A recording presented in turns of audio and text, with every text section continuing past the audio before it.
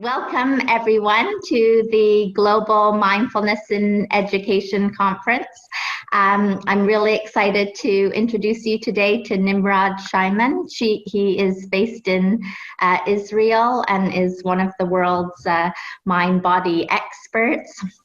He's the founder and director of the Israel Center for Mindfulness in Education and the co-founder of the Center for Mind-Body Medicine in Israel. So we're really lucky to have him on the summit today. So welcome, Nimrod, and thanks so much for joining us. Sure. Thank you for inviting me to join. Yeah, so let's start off with your own experience. How did you maybe first come across mindfulness in your own life, and how did you get into this work in this field of education? Brief bio, mindfulness narrative bio. I was a yoga teacher in the 80s, and then at the end of the 80s, I was introduced to Vipassana, Goenka. And then I was involved in organizing different insight meditation retreats in Israel as an organizer. In the same time, I created the Israel Center for Mind-Body Medicine. That's about 22 years ago. And I was giving presentations under the Ministry of Education about the human potential perspectives in education, the holistic perspectives in education, whole person care in education. So the outcome of that was one school principal asking me for a full-blown program, and that's how I think the first whole school mindfulness in education on a whole school level program in the West started, and that was about 21 years ago.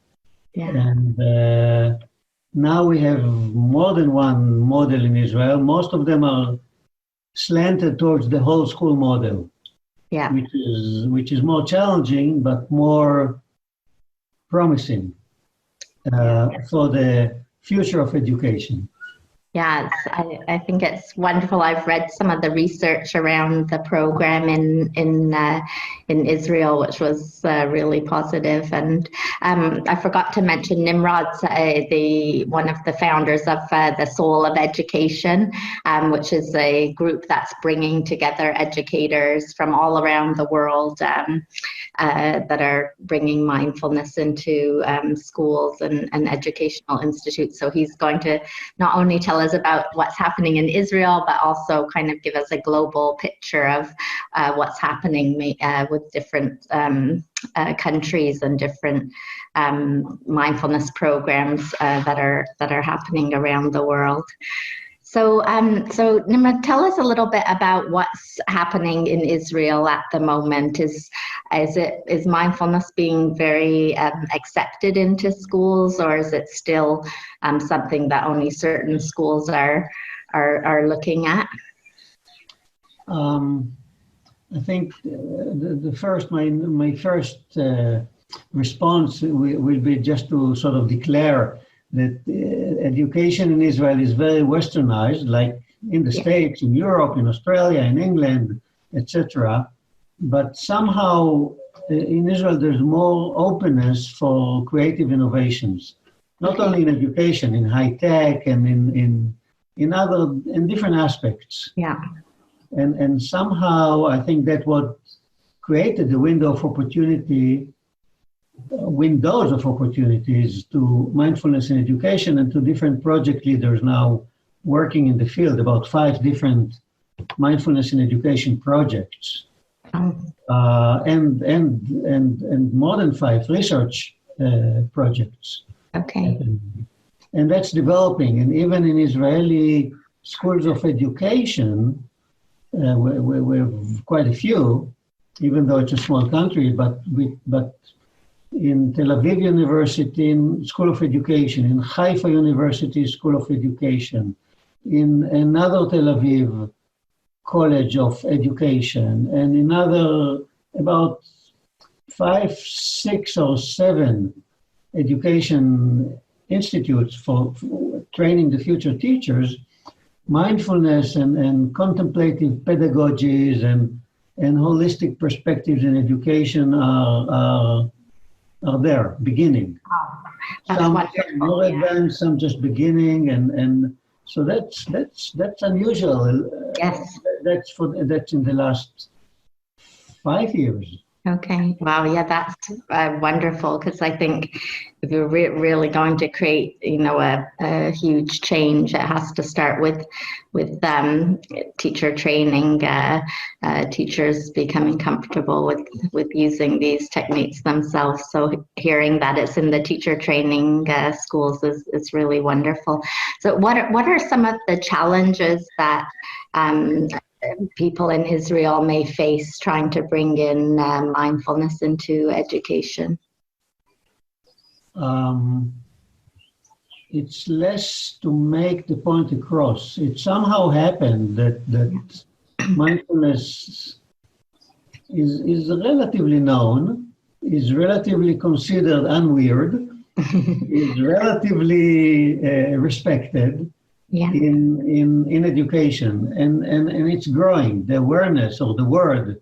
And in the same time, there's another phenomena in Israel and everywhere else in the world, which is the phenomena of understanding by education policymakers, country and beyond country, like OECD, World Bank, UNESCO, just to mention a few, and in Israel as well, the need for the education model to change.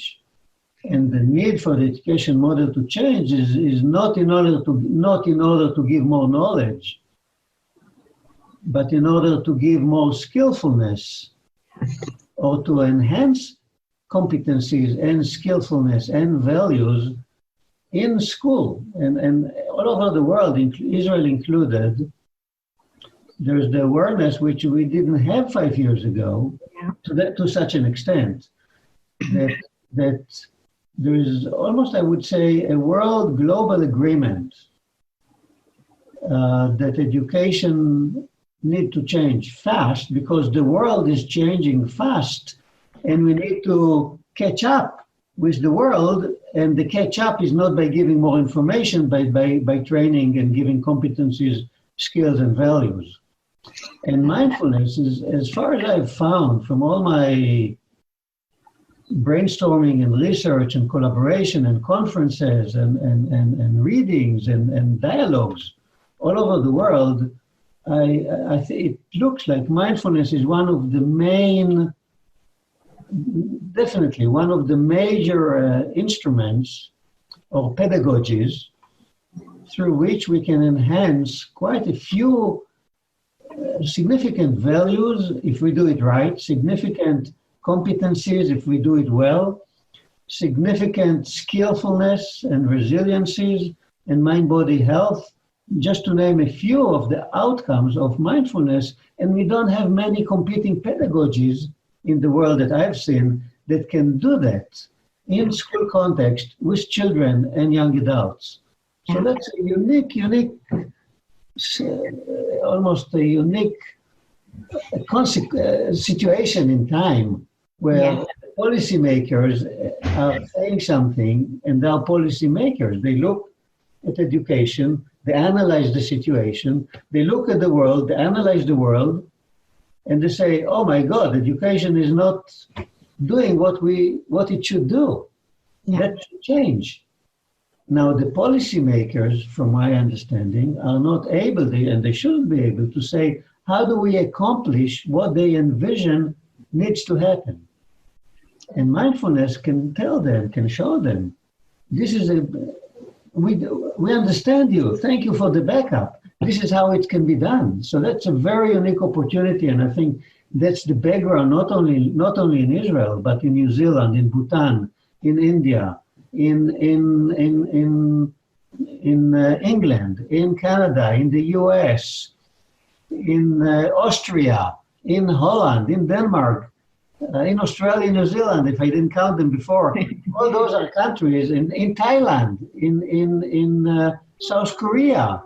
All those are countries that I know firsthand, where social emotional learning is discussed, and mindfulness is one of the main pedagogies to address that. So that's a very unique opportunities we have as mindfulness in education advocates. Yeah, that's wonderful and great to hear that, that so many countries are looking at that on a policy level. And I think I personally also have seen a huge shift in the last few years in terms of awareness and interest and the amount of research coming out as well. So yeah, hopefully, by us all sharing and continuing and different governments will see that this is, as you said, a very unique time and opportunity to help children develop those skills. So tell us a little bit about what you feel about how the nature of a mindfulness program leads to different outcomes, and maybe give some advice to the teachers watching on how they can use. It's a very interesting question, I think, the question of outcome, and I'll just give you a few examples. Sure. The Bhutanese model in Bhutan is part of a bigger framework called gross national happiness. And as we know, in Bhutan, there was a country decision backed up by the prime minister and the king, that the country should not address only gross national product, but address gross national happiness. This is a Buddhist happiness, which has more richness and depth. And the happiness is not only of the people, it's actually the happiness of the land. So it's organic country, no smoking country, the only one I am aware of. Wow, didn't realize that. It's the happiness of not only of the citizens, but of the governance, from the ministry to the school, etc. The whole pyramids should be person-centered. And the culture should be happy, should stay alive, not get lost. So, and part of that, 10 years ago, the first minister of education of Bhutan, who is an educator, that's also unique, because in most countries the minister is not an educator. Exactly. So in Bhutan, there was another unique event. And that minister, Leonpotaku Podiel, initiated gross national happiness in education. How to train, how to cultivate, how to make children even aware of what it is. Yeah. And part of that was bringing mindfulness to children. Now, the Bhutanese model is 2-3 minutes before class. Okay. That's just one model. If we go all the way to New Zealand, in New Zealand, we don't have a Buddhist tradition, which do exist in Bhutan. In New Zealand, we have the Maori tradition. And the main model in New Zealand of mindfulness in education, New Zealand, we can say, is an integration of the mindfulness, which is in the past was Buddhist. It became sort of non-Buddhist, secular. And in New Zealand, a new spice brought in the dish, which is the Maori tradition of well-being, integrated in the New Zealand model. In Malaysia, there's a new initiative, and over there they are beginning to integrate the old tradition of Malaysian old wisdom into education, which is value-based leadership, Sejahtera leadership over there. And I just been to Bhutan with the rector of the Islamic University of Malaysia that was eager to join me to Bhutan and to see the gross national happiness, which is also value-based and mindfulness-based and skillfulness-based in education. And in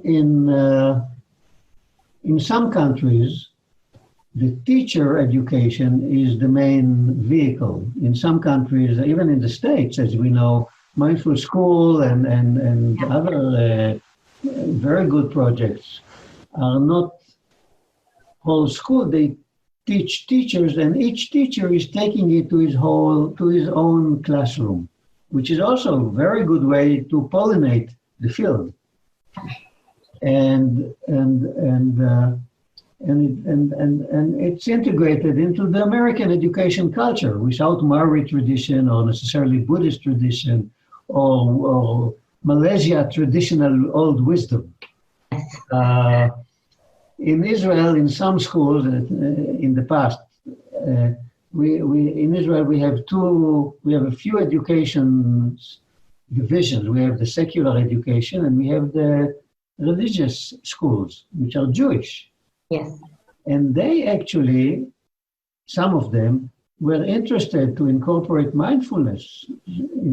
I was surprised.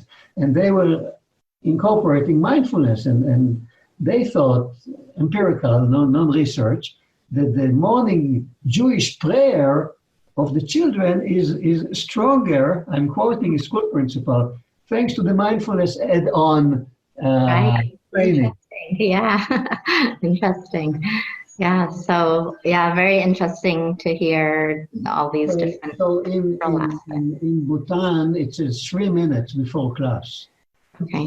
In Israel, some of the models, including the one which I've been involved in initiating 22 years ago, but other models now, it's a 45 minutes part of the curriculum.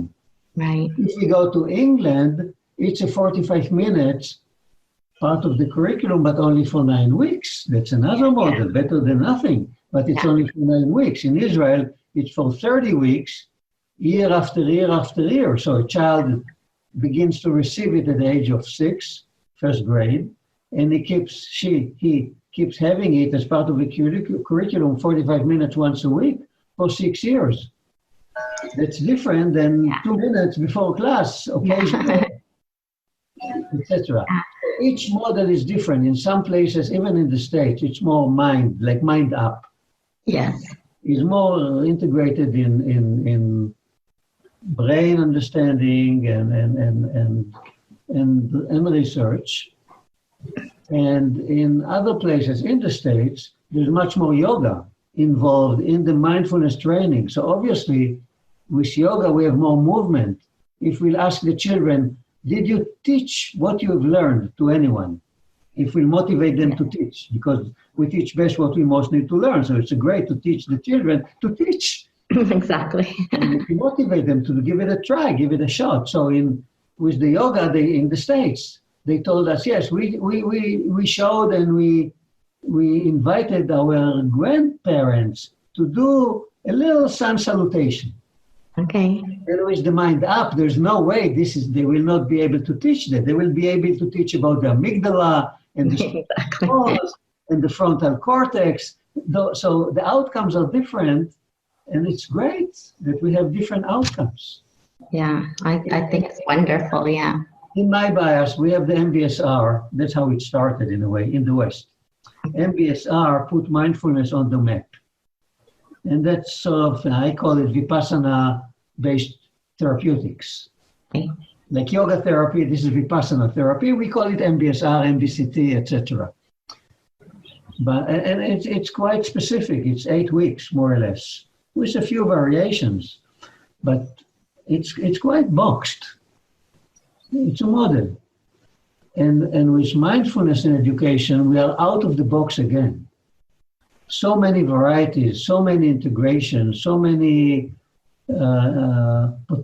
different outcomes dependent on the creativity of each country or each project and each teacher and how it's being integrated, which is, I think it's great because there's so much it gives us as educators or parents or therapists so much freedom to improvise in a wise way and to be creative in a very good way for the sake of the child or the children or ourselves as teachers, parents, educators, and therapists in this field.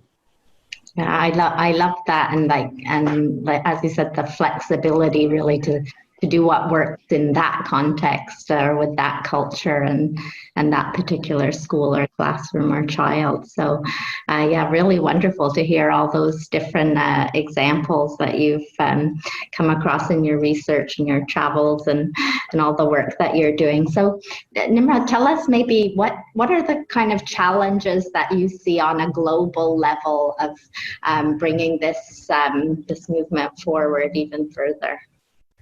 I think that at least my impression is the main challenge is first, two main challenges. I mean, there's more than two, obviously, but just to list two. One is the system. It's not easy to change a system. It's just I know how difficult it is for me to change myself as a system. And when it's a whole education system of a country, of a school, it's not easy. Yeah. Second is the system, the education system is more habitually able to teach. Teachers know how to teach. Yeah. And most of the education system is based on teaching. But mindfulness, on lecturing, and then children hear, and yes, they read, and yes, they write, and yes, they memorize, and they think about the information, and they squeeze whatever is hopefully useful, or just remember what they have to, unuseful, but they have to show that they've got it. Yeah. So most of education current education is based on a teacher to student model. And even if it's not based on teaching, it's based on cognitive understanding, small group, project-based learning, etc. But mindfulness is not enhanced by teaching, it's enhanced by experiencing.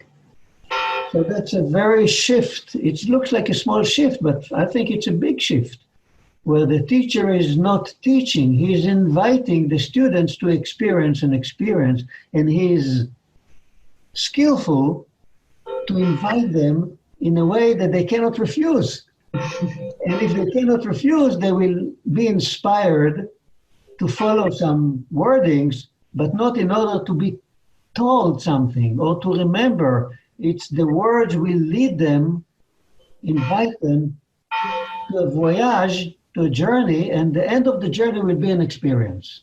Yeah. And teachers are usually not taught how to do that. It's a new skill in education. Yeah. And to be skillful to do that. Yes. So that's another challenge. Definitely. Can you hear the bells ringing? I'm in Spain and it's Sunday.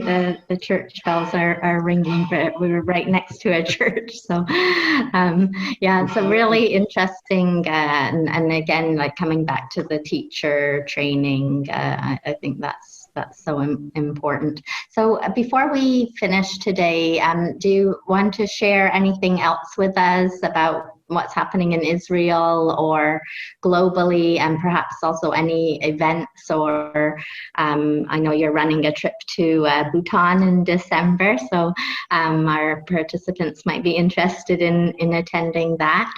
So just tell us a little bit about things that are going on in your world.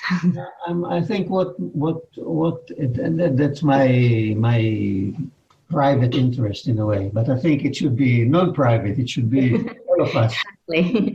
And I know I'm not the only one saying it. I know Christopher Willard is in the same wavelengths and others. Yes. And it's not when we teach or when we instruct or when we guide and when we invite children into mindfulness, it's a monologue. We are using the right wording. We are using creative metaphors. We are embodying the teaching, etc. That's great. But what's most important, I think, is after to stop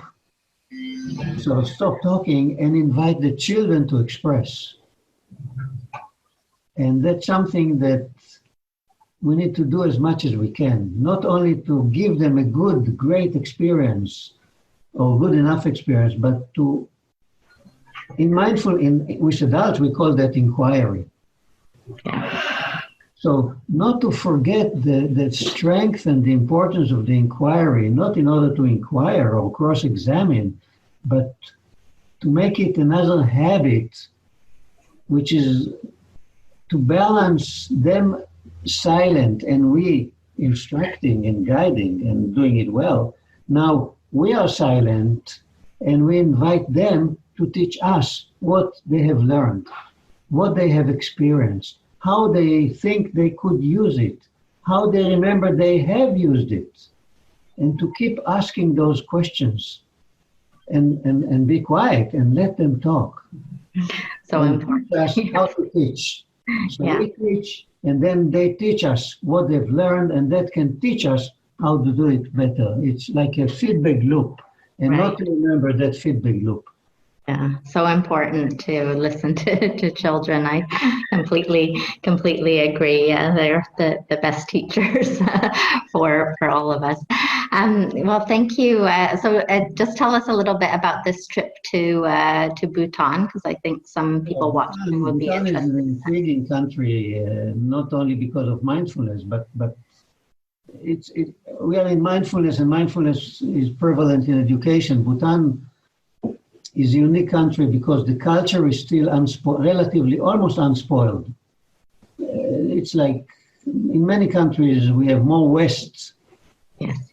In Thailand, even in Nepal, we have more West now than in the past, 20, 30 years ago. In Bhutan, we still don't have even one traffic light. Wow. And the country is full of wisdom, empathic wisdom, compassionate wisdom, good-hearted wisdom, and serenity wisdom. Driving, there's no driving above 50. Right. On the highway, but there's no highway. So everything is like, just to be there is to soak in mindfulness without doing anything, just naturally. Second, so it's the beauty is the people, the culture, and the landscape, because it's an unspoiled landscape with Himalayas in the top and many animals and birds and plants that have not been touched by civilization, and they insist to keep it going. And then education is a paradox, because when Bhutan started started schools, in the past it was only monastic schools. And everyone else, just studying from the parent or whatever. But when the school system began, they didn't have teachers. So they borrowed teachers from India. Now we know the Indian style, that's a British style, it's old-fashioned. So Bhutan on one level is very old-fashioned teaching in education. On the other hand, because of the culture, not the Indian culture, the Bhutanese culture is everywhere. On the school. And when you step into a school, you see huge quotes from the king and from the minister, as well as from humanistic educators. So it's a very interesting mix of wow, being in a schoolyard. It's like a wow, even though it's frontal teaching, most of it, but there's something in the air that brings mindfulness. Even if they don't do the 2-3 minutes at the beginning of the class, they do it every morning. There's a morning silent prayer, so they do it. It's the whole schoolyard. You can see that. Just to see that for 5 minutes is rewarding. Wow, sounds amazing. So we'll put the details below if you want to contact Nimrod about that trip in December of this year. Anything else just before we finish off today? No, this is the first time I'm participating and dialoguing with you, so I am very happy that you invited me, and very happy, I hope, as many listening to you and me and others. Yes. And I think you do great work in contributing each one of us contributing to a bigger purpose. Thank you so much. Yeah, I think leading not only for the children of today, but leading for the adults of the future, and therefore the world of the future. Right. Yeah, I think it's great. Everyone's been so generous participating, and I think it's going to be really interesting hearing what's happening around the world. So Chris and I are very excited about this summit. So thank you again, Nimrod, for sharing all your expertise and all the different global places that you've encountered mindfulness, and sharing what's happening kind of on a countrywide level and a global level with us. So again, we'll have the links to Nimrod's website and the Soul of Education, and he's provided some really nice reading materials for you that you should have a look at, because they're very interesting. So thank you once again for joining us. Sure, you're welcome. Thanks. Thank you. Have a good day.